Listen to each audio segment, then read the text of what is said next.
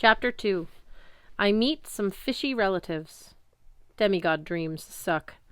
The thing is, they're never just dreams. They've got to be visions, omens, and all that other mystical stuff that makes my brain hurt. I dreamed I was in a dark place at the top of a mountain. Unfortunately, I recognized it. The palace of the Titans on top of Mount Orthus, otherwise known as Mount Tamalpais in California. The main pavilion was open to the night, ringed with black Greek columns and statues of the Titans.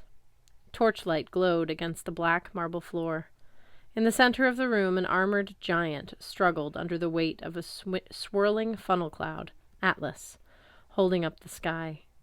Two other giant men stood nearby, over a bronze brazier, studying images in the flames.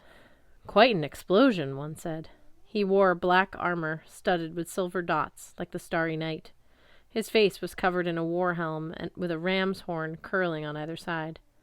"It doesn't matter," the other said. This Titan was dressed in gold robes, with golden eyes like Kronos.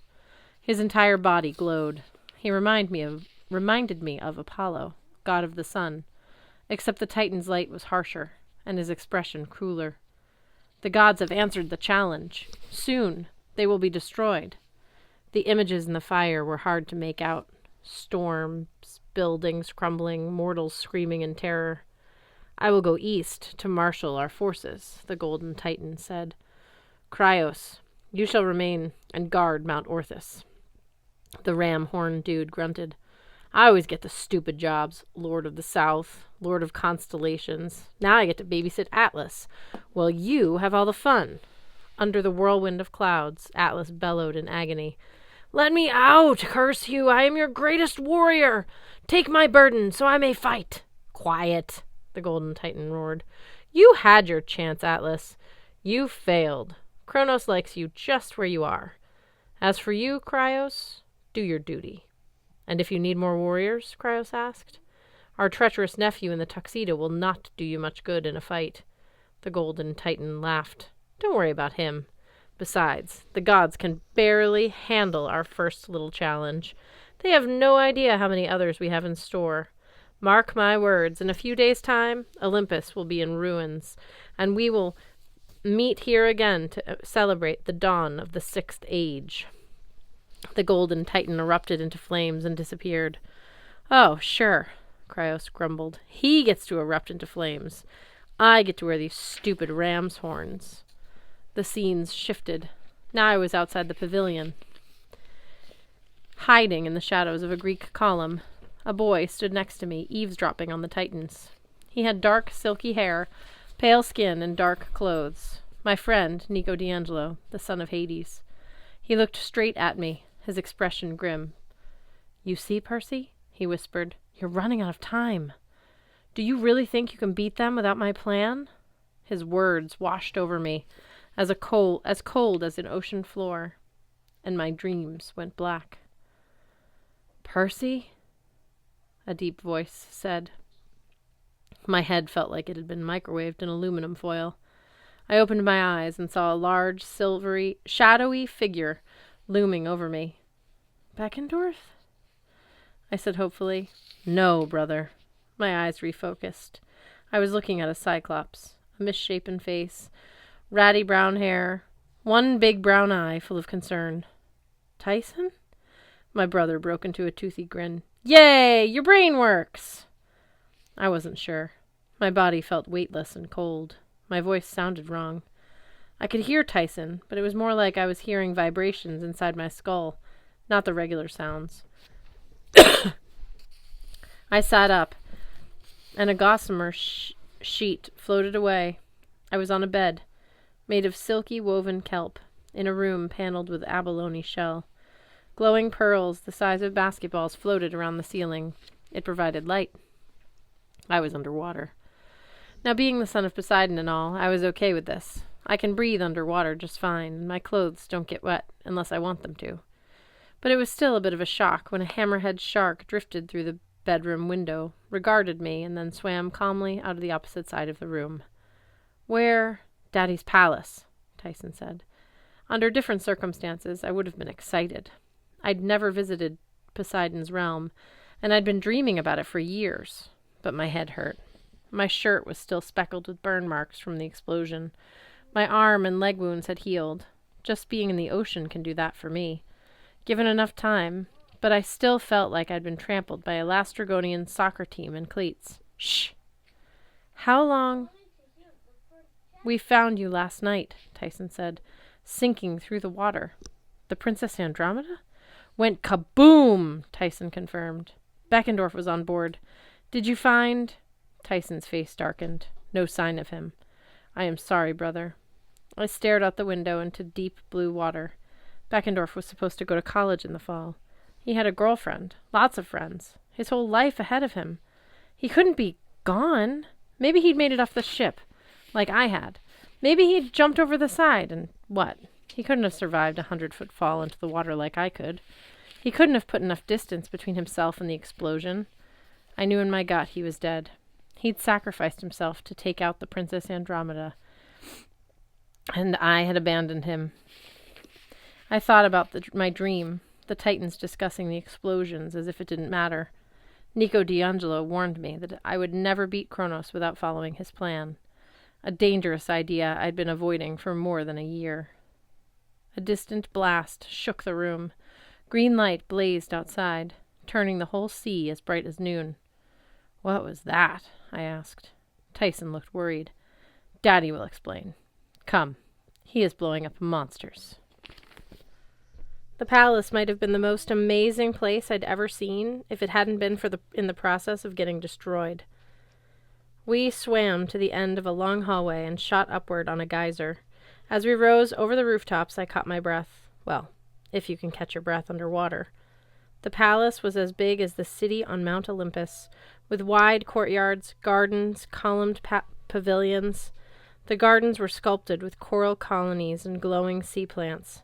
20 or 30 buildings were made of abalone, white, but gleaming with rainbow colors. Fish and octopi darted in and out of the windows. The paths were lined with glowing pearls like Christmas lights. The main courtyard was filled with warriors, mermen with fishtails from the waist down and human bodies from the waist up, except their skin was blue, which I had never known before. Some were tending the wounded. Some were sharpening spears and swords. One passed us, swimming in a hurry. His eyes were bright green, like the stuff they put in glow sticks, and his teeth were shark teeth. They don't show you stuff like that on The Little Mermaid. Outside the main courtyard stood large fortifications, towers, walls, anti-siege weapons, but most of these had been smashed to ruins. Others were blazing with strange green light I knew well, Greek fire, which can burn even underwater. Beyond this, the sea floor stretched into gloom. I could see battles raging, flashes of energy, explosions, the glint of armies clashing. A regular human would have found it too dark to see. Heck, a regular human would have been crushed by the pressure and frozen by the cold. Even my heat-sensitive eyes couldn't make out exactly what was going on. At the edge of the palace complex, a temple with a red coral roof exploded, sending fire and debris streaming in slow motion across the farthest gardens. Out of the darkness above, an enormous form appeared, a squid larger than any skyscraper. It was surrounded by a glittering cloud of dust.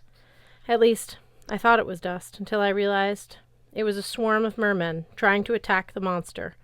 The squid descended on the palace and swatted its tentacles, smashing a whole column of warriors. Then a brilliant arc of blue light shot from the rooftop of one of the tallest buildings. The light hit the giant squid, and the monster dissolved like food coloring in water. "Daddy!" Tyson said, pointing to where the light had come from. He did that? I suddenly felt more hopeful. My dad had unbelievable powers. He was the god of the sea. He could deal with this attack, right? Maybe he'd let me help. "Have you been in a fight?" I asked Tyson in awe. "Like bashing heads with your awesome Cyclops strength and stuff?" Tyson pouted, and immediately I knew I'd asked a bad question. "I've been fixing weapons," he mumbled. "Come, let's go find Daddy." I know this might sound weird to people, like regular parents, but I'd only see my dad 4 or 5 times in my life, and never for more than a few minutes. The Greek gods don't exactly show up for their kids' basketball games. Still, I thought I would recognize Poseidon on sight. I was wrong. The roof of the temple was a big open deck that had been set up as a command center. The mosaic on the floor showed an exact map of the palace grounds and the surrounding ocean, but the mosaic moved. Colored stone tiles representing different armies and sea monsters shifted around as the forces changed position. Buildings that collapsed in real life also collapsed in the picture.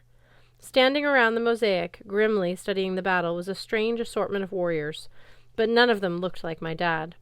I was searching for the big guy with the good tan and the black beard, wearing Bermuda shorts and a Hawaiian t-shirt.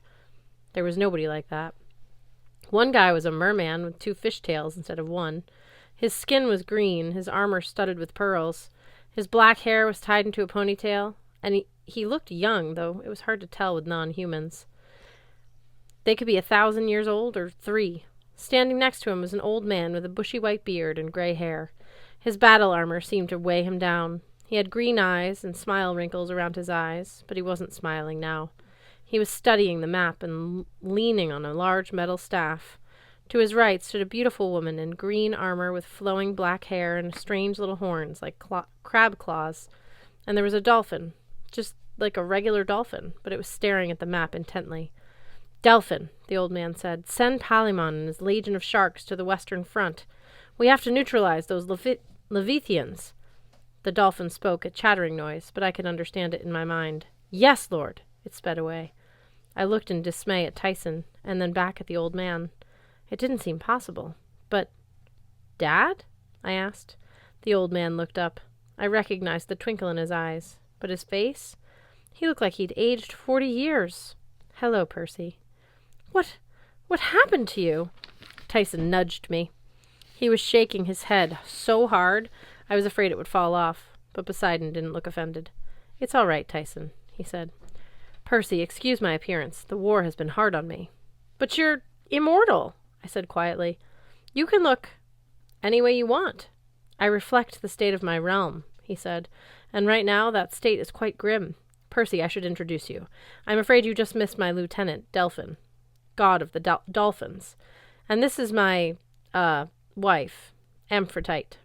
"My dear," the lady in green armor stared at me coldly, then crossed her arms and said, "Excuse me, my lord. I'm needed in battle." She swam away.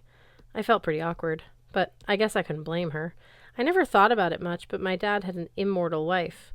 All of his romances with mortals, including with my mom, well, Amphitrite probably didn't like that much. Amphitrite. Poseidon cleared his throat. "Yes, well, this is my son, Triton. My other son." "Your son and heir," the green dude corrected. His double fishtail swished back and forth. He smiled at me, but there was no friendliness in his eyes. "Hello, Perseus Jackson. Come to help at last?" He acted like I was late or lazy. "If you can blush underwater," I probably did. "Tell me what to do," I said. Triton smiled, like that was a cute suggestion, like I was a slightly amusing dog that had barked for him or something.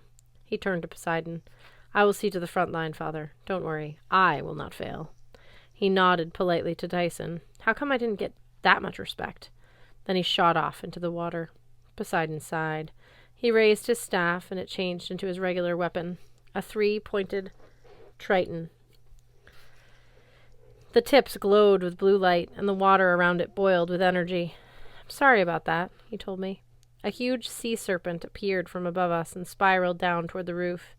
It was bright orange, with a fanged mouth big enough to swallow a gymnasium.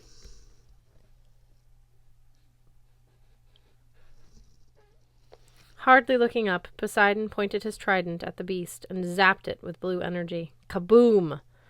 The monster burst into 1,000,000 goldfish, which all swam off in terror. "My family is anxious," Poseidon continued as if nothing had happened. "The battle against Oceanus is going poorly." He pointed to the edge of the mosaic. With the butt of his trident, he tapped the image of a merman larger than the rest, with horns of a bull. He appeared to be riding a chariot, pulled by crawfish, and instead of a sword, he wielded a live serpent. "Oceanus," I said, trying to remember. "The Titan of the sea?" Poseidon nodded. He was neutral in the first war of the gods and titans, but Kronos has convinced him to fight. This is, well, not a good sign. Oceanus will not commit unless he was sure he could pick a winning side. He looks stupid, I said, trying to sound upbeat. I mean, who fights with a snake? Daddy will tie it in knots, Tyson said firmly. Poseidon smiled, but looked weary. I appreciate your faith. We have been at war almost a year now. My powers are taxed. And still he finds new forces to throw at me. Sea monsters so ancient, I had forgotten about them. I heard an explosion in the distance. About a half-mile away, the mountain of coral disintegrated under the weight of two giant creatures. I could dimly make out their shapes. One was a lobster. The other was a huge humanoid like a cyclops, but he was surrounded by a flurry of limbs. At first I thought he was wearing a bunch of octopi. Then I realized they were his own arms, 100 flailing, fighting arms. "Brares!" I said. I was happy to see him, but he looked like he was fighting for his life. He was the last of his kind, a 100-handed one, cousin of the Cyclops. We'd saved him from Kronos' prison last summer, and I knew he'd come to help Poseidon, but I hadn't heard of him since. "He fights well," Poseidon said. "I wish we had a whole army of him, but he's the only one." I watched as Brares bellowed and raged and picked up a lobster which thrashed and snapped its pincers. He threw it off the coral mountain, and the lobster disappeared into the darkness. Brares swam after it, his 100 arms spinning like blades on a motorboat. "Percy, we may not have much time," my dad said. "Tell me of your mission. Did you see Kronos?" I told him everything, though my voice choked up when I explained about Beckendorf. I looked down at the courtyards below and saw hundreds of wounded mermen lying in makeshift cots. I saw rows of coral mounds that must have been hastily made graves. I realized Beckendorf wasn't the first death. He was only one of hundreds, maybe thousands. I never felt so angry and helpless. Poseidon stroked his beard. "Percy, Beckendorf chose a heroic death. You bear no blame for that. Kronos' army will be in disarray. Many were destroyed. But we didn't kill him, did we?" As I said it, I knew it was a naive hope. We might blow up his ship and disintegrate his monsters, but a Titan Lord wouldn't be so easy to kill. "No," Poseidon admitted, "but you bought our side some time." "There were demigods on that ship," I said, thinking of the kid I'd seen in the stairwell. Somehow I'd allowed myself to concentrate on the monsters and Kronos. I'd convinced myself that destroying their ship was right, because they were evil, and they were sailing to attack my city. And besides, they couldn't really be permanently killed. Monsters just vaporized and reformed eventually. But demigods? Poseidon put his hand on my shoulder. "Percy, there were only a few demigod warriors aboard that ship, and they all chose to battle for Kronos. Perhaps some heeded your warning and escaped. But if they did not, they chose their own path." "They were brainwashed," I said. "Now they're dead and Kronos is still alive. That's supposed to make me feel better?" I glared at the mosaic. Little tile explosions destroying tile monsters.